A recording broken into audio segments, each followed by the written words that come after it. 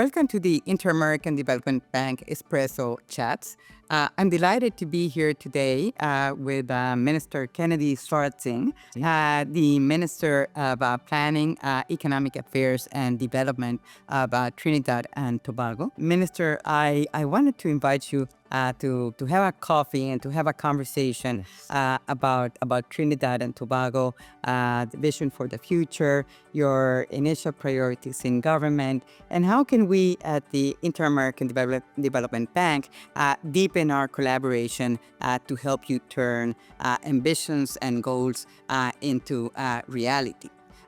We know that Trinidad and Tobago is at an important crossroads with a solid foundation in energy and infrastructure, a well-educated population, also a growing innovation ecosystem, digital ecosystem.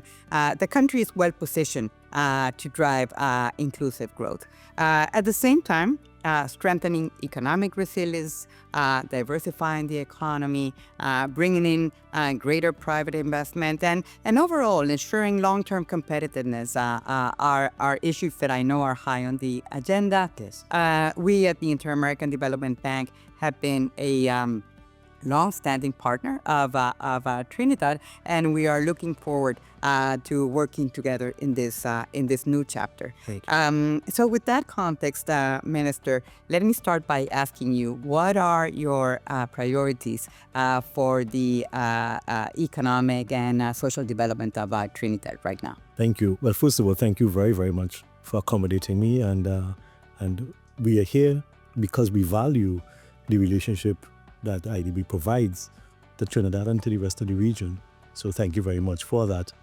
My Prime Minister is very, very keen to be able to reshape the economic fundamentals of our country, to shift it away from focusing on only on oil and gas, of course, to focusing on revenues emanating from other sectors apart from oil and gas. So that's where our diversification policy comes in. But also to change the fundamentals where everybody in Trinidad will have access to a more prosperous future. She talks about creating a living wage. She talks about lifting the sections of our society that have been disenfranchised and not having access to opportunities.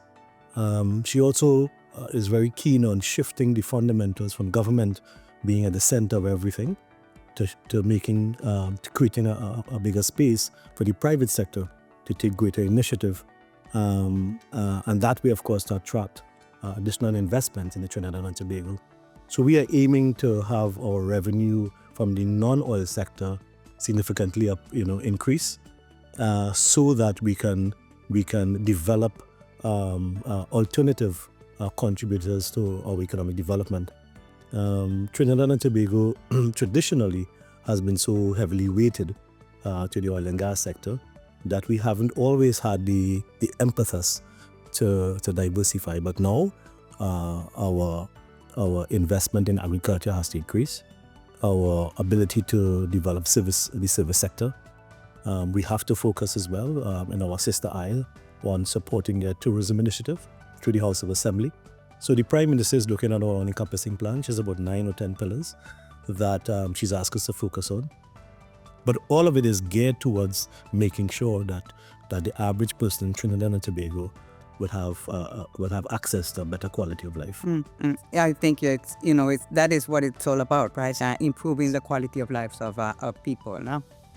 What do you see? I think the vision is clear. What would you say are big drivers of transformation to make this vision a reality? Well, there are two things. One is that we have a very, very well-versed private sector that is extremely gifted and motivated, and our intellectual capital is significantly high. So we do have the tools to make that transformation. Secondly, I think we have a very energized private sector who have been chomping at the bits to get going. And I think we have to facilitate that. So we're going to shift the government's role from being to being at the center of everything, to being a facilitator, focus on policy and legislation, and looking to see how we can create the confidence where the persons in our society who can contribute are able to contribute. So it's important very much for us to build our education sector, to create that intellectual capital. So she's very keen on, for example, providing laptops to children in schools, making sure that they have access to the tools that they need to thrive. So we're going to focus on education. We're also going to focus on engagement. There are too often where in many societies like ours, people are not as engaged as they should be. So our communication strategy has to be one that creates that confidence, creates that engagement, creates that openness, where people know that we can shift the fundamentals, the framework of how we grow our economy to one that is more inclusive. And the third thing, of course, that she's done, which I think is so admirable, is that she has brought a sort of tripartite conversation. So it's the private sector and civil society, it's the unions who are very much involved in shaping this conversation, and government. So it's all parties working towards a new national development strategy. Very, very interesting, Minister. So one thing, when I'm listening to you, I'm thinking from the perspective of the IDB, we are well positioned to support you in all of these goals. On the one hand, with our public sector arm, working with you as to how can we reform the regulatory environment, how to have a more conducive environment for business, as you were saying, for firms in Trinidad to thrive, to attract more foreign investment, be it in the tourism sector or elsewhere.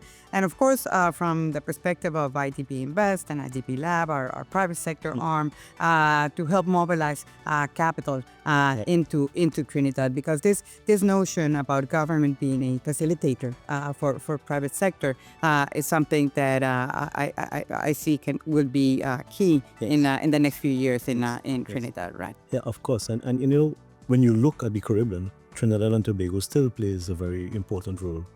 So it's very, very important for us to, as we reset, not just the conversations with agencies, but as we reset the conversation within Trinidad and Tobago, because there's an expectation, and people must have an expectation that they and their successive generations and families would be able to find place where there is there's an opportunity. People could have a living wage, buy a house, invest on the stock exchange, and do different things.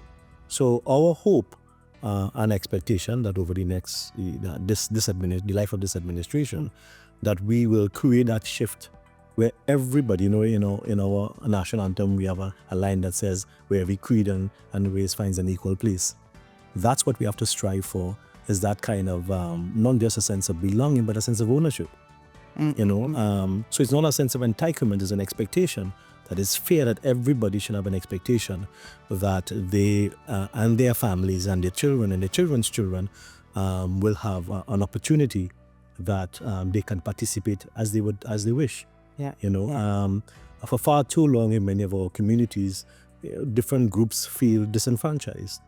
So we have to now empower them, but create the environment where they know that there's a government that not only cares, but provides the opportunity so that they can fully be engaged.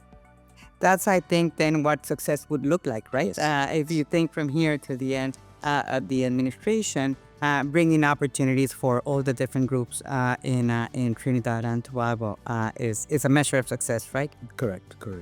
Well, Minister, I am very excited to work alongside with you and the new administration, with putting our knowledge, our technical capacity, our capacity to mobilize resources, our financing, to work with you and again make many of these priorities a reality. Thank you very much. On behalf of my Prime Minister and her government, thank you so much for the continued support that you give us as a country and as a people.